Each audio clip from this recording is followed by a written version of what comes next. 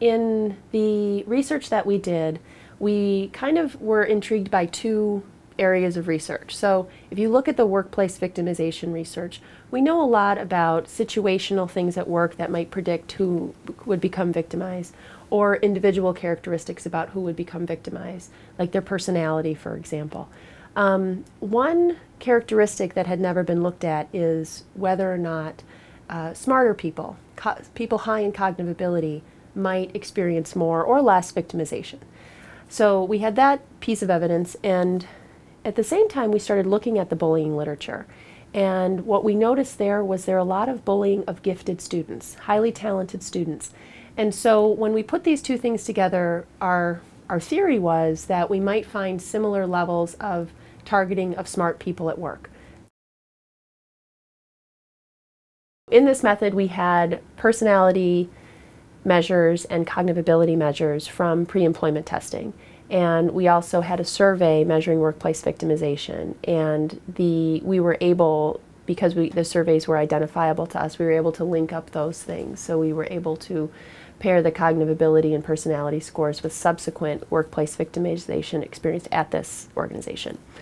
We also were able to control for things like job stress and the work group that they were in, and variables like gender and age and status and other things in the organization.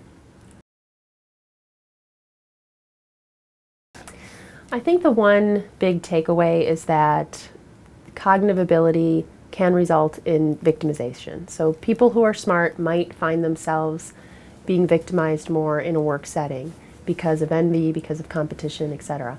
However, they're not predestined to be victimized. It has a lot to do with how they interact with their coworkers.